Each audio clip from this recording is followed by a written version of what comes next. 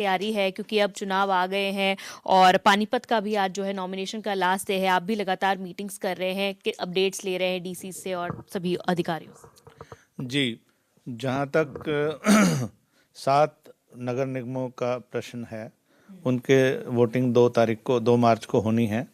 उनके लिए nomination, scrutiny, withdrawal और फाइनल फिर जो कैंडिडेट्स हुआ इन फ्रे जो चुनाव मैदान में हैं, उनको सिंबल अलॉटमेंट और चुनाव प्रचार का कल आखिरी दिन होगा।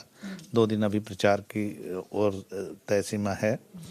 तो इसमें जहाँ तक अगर हम कैंडिडेट्स की बात करें तो मेयर पद के लिए गुरुग्राम, मानेसर, फरीदाबाद, हिसार, रोहतक, करनाल और यमुनानगर के लिए कुल 43 नॉमिनेशंस हमारे पास आए थे इन 7 नगर निगमों के लिए। 2 उसमें से नॉमिनेशंस रिजेक्ट हुए, 41 वैलिड नॉमिनेशन रहे और 9 ने विड्रॉ किया कैंडिडेट्स ने। तो 32 जो कैंडिडेट्स हैं इन 7 नगर निगमों में वो फाइनली चुनाव लड़ रहे हैं।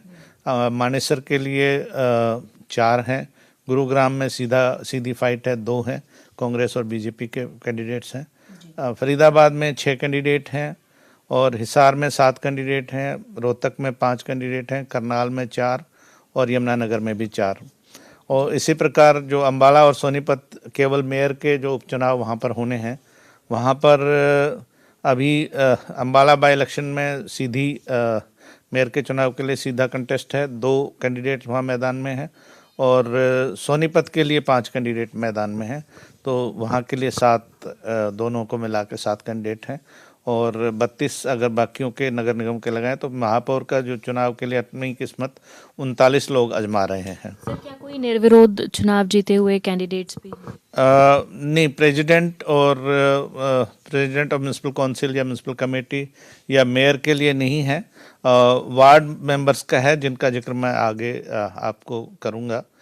इसी तरह से जो 4 हमारी म्यूनसिपल काउंसिल्स हैं, नगर परिषद जिनको हम कहते हैं, अम्बाला सदर, पटौदी, जटोली मंडी, थानेसर और सिरसा, इनके लिए 34 कैंडिडेट्स के नॉमिनेशंस आए थे, 1 रिजेक्ट हुआ, 33 फाइनली रिजेक्शन के बाद ठीक पाए गए, 8 की विड्रॉल है। तो 25 कैंडिडेट्स जो प्रेसिडेंट की पोस्ट के लिए इन 4 नगर परिषद में हैं। अम्बाला सदर में 2, पटौदी जटोली मंडी में 11, थानेसर में 5 और सिरसा में 7 कैंडिडेट्स जो है प्रेसिडेंट की पोस्ट के लिए नगर परिषदों में अपनी किस्मत आजमा रहे हैं। इसके साथ साथ गुरुग्राम में सोना में बाई इलेक्शन हो रहा है प्रेसिडेंट का, वहाँ 5 उम्मीदवारों ने नॉमिनेशन भरा था और 5 के 5 वैलिड पाए गए। उनमें से 3 ने नाम विड्रॉ कर लिए और फाइनली 2 लोग जो हैं वो प्रेसिडेंट म्यूनसिपल काउंसिल सोना के लिए अपनी किस्मत आजमा रहे हैं, यानी कि total presidents of municipal council के लिए 27 लोग मैदान में हैं। इसी तरह से जो कमेटियां हैं, 21 जो कमेटियां हैं, उनके लिए 223 नॉमिनेशंस आए थे, 8 उनमें से सही नहीं पाए गए, तो 215 सही पाए गए और 72 ने विड्रॉ किया। उसके बाद 143 जो कैंडिडेट्स हैं वो 21 जो नगर पालिकाएँ हैं उनके लिए चुनाव मैदान में हैं और 2 जो म्यूनसिपल कमेटियां हैं, जो नगर पालिकाएँ, असंध और इस्माइलाबाद, यहाँ पर प्रेसिडेंट के लिए बाई इलेक्शन हो रहा है। वहाँ पे असंध के लिए 4 नॉमिनेशंस आए थे और 1 ने विड्रॉ किया, तो 3 मैदान में हैं। इस्माइलाबाद कुरुक्षेत्र में 5 नॉमिनेशंस आए थे और 5 लोग कंटेस्ट कर रहे हैं। हाँ, तो इस प्रकार जो है 9 लोग टोटल जो है 151 लोग जो हैं वो प्रेसिडेंट्स के लिए म्यूनसिपल कमेटियों में अपनी किस्मत आजमा रहे हैं। अगर हम पार्टी वाइज देखें तो पार्टी वाइज जो मेयर हैं कॉरपोरेशंस के, वो अम्बाला में 2 लोग हैं, उनमें से एक बीजेपी के कैंडिडेट हैं, एक इंडियन नेशनल कांग्रेस के कैंडिडेट हैं। फरीदाबाद में 6 कैंडिडेट हैं, उनमें से बीजेपी का 1, इंडियन नेशनल कांग्रेस का 1 और आम आदमी पार्टी का कोई नहीं है, बीएसपी का कोई नहीं है, आम आदमी पार्टी का 1 और बीएसपी का 1। हाँ, ये 4 पॉलिटिकल पार्टीज हैं और 2 इंडिपेंडेंट हैं। इसी तरह से गुरुग्राम में जो है 2 कैंडिडेट हैं, एक बीजेपी जो मेन जो नेशनल पार्टीज़ हैं बीजेपी और इंडियन नेशनल कांग्रेस, उनके एक एक कैंडिडेट मैदान में हैं। मानेसर में जो टोटल 4 कैंडिडेट हैं उनमें से एक बीजेपी का, एक इंडियन नेशनल कांग्रेस का और बाकी इंडिपेंडेंट हैं। हिसार में जो 7 कैंडिडेट हैं उनमें से एक बीजेपी, एक इंडियन नेशनल कांग्रेस। इसी तरह से करनाल में 4 कैंडिडेट में से एक बीजेपी, एक इंडियन नेशनल कांग्रेस। रोहतक में 5 कैंडिडेट्स में से एक इंडियन नेशनल कांग्रेस, एक बीजेपी और एक आम आदमी पार्टी का है। और सोनीपत में जो बाई इलेक्शन हो रहा है वहाँ पे 5 कैंडिडेट्स में से एक बीजेपी, एक इंडियन नेशनल कांग्रेस, एक आम आदमी पार्टी, एक बहुजन समाज पार्टी का कैंडिडेट है। और रोहतक में भी एक इंडियन नेशनल लोकदल का कैंडिडेट भी एक मैदान में है। यमुनानगर के लिए 4 कैंडिडेट्स में से एक बीजेपी, एक इंडियन नेशनल कांग्रेस और बाकी इंडिपेंडेंट हैं। हाँ, ये पार्टी वाइज स्थिति है मेयर्स के बारे में। और म्यूनसिपल कॉरपोरेशन के जो मेंबर्स हैं उनका भी चुनाव लोग पार्टी बेसिस पे कुछ लोग खड़े हुए हैं। तो फरीदाबाद में टोटल 46 वार्ड हैं, उनमें से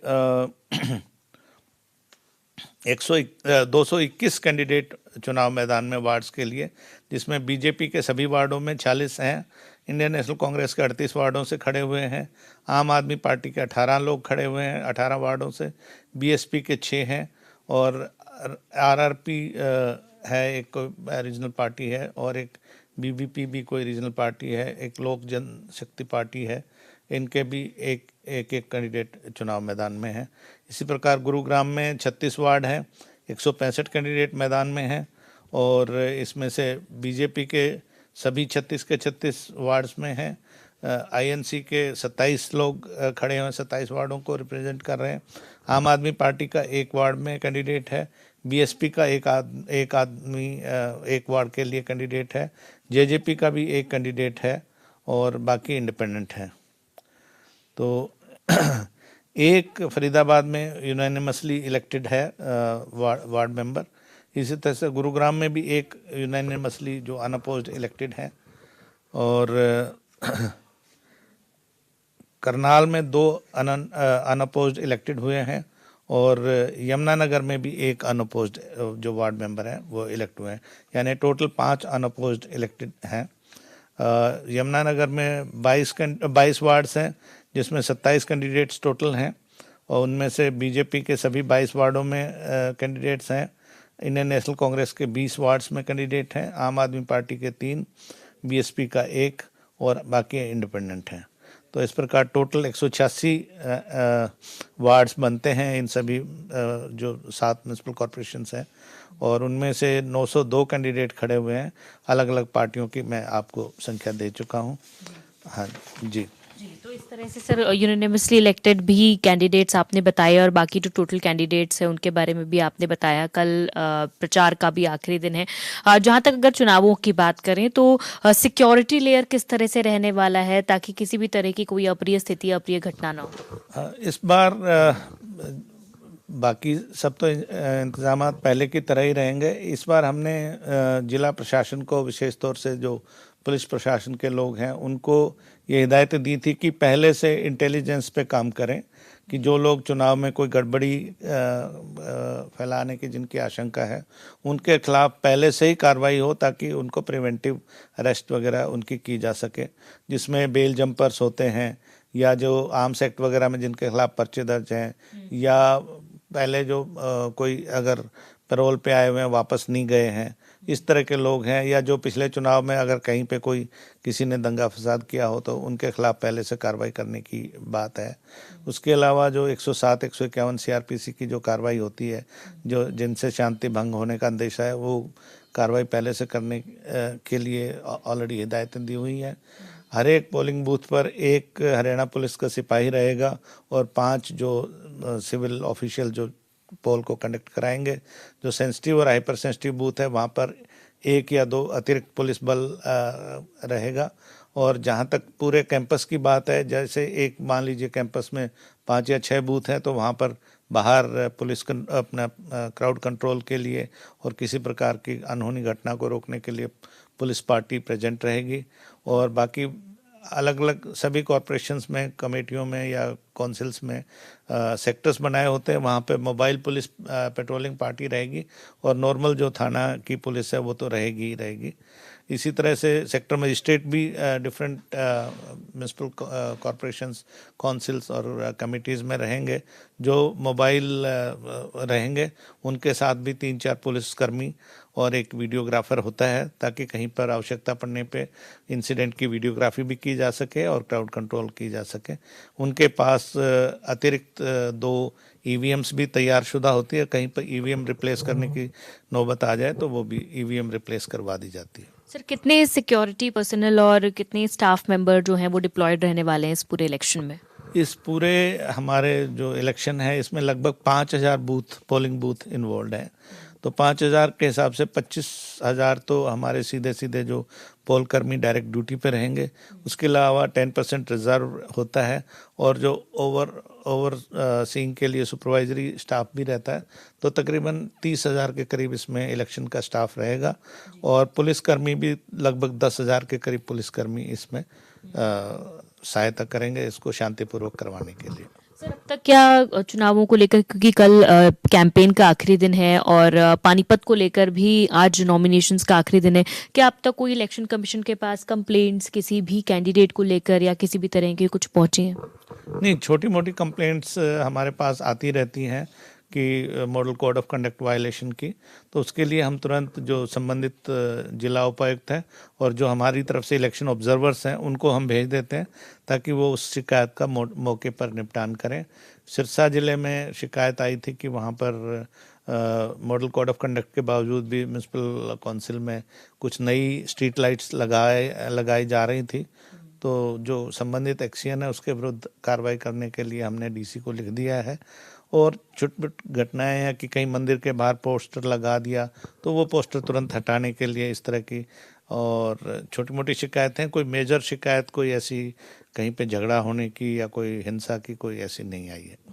वहीं सर, एक बड़ा सवाल इन इलेक्शंस को लेकर विपक्ष द्वारा यही उठाया जा रहा है कि ये तो पहले ही क्लियर हो गया था, कर दिया था कि ईवीएम से ये चुनाव करवाया जाएगा, लेकिन इस बार वीवीपैट का इस्तेमाल नहीं किया जा रहा है।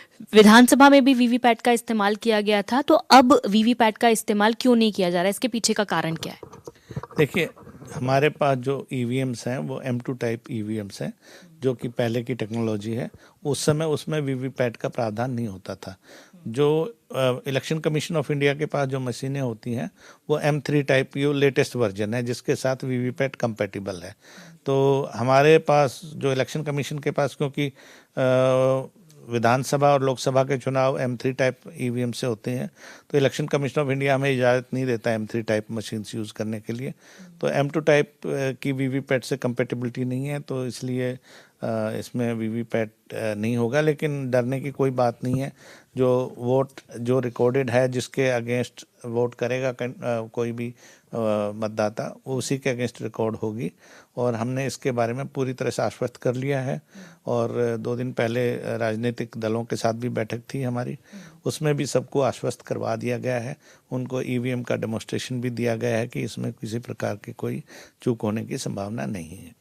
ठीक है सर, बहुत शुक्रिया बातचीत करने के लिए। तो इलेक्शन कमिश्नर धनपत सिंह हमसे बातचीत कर रहे थे, जिन्होंने बताया कि ईवीएम मशीनों को लेकर पूरी तरह से आश्वस्त कर लिया गया है। ट्रेनिंग भी सभी एम्प्लॉयज़ की हो गई है और पोलिंग पार्टीज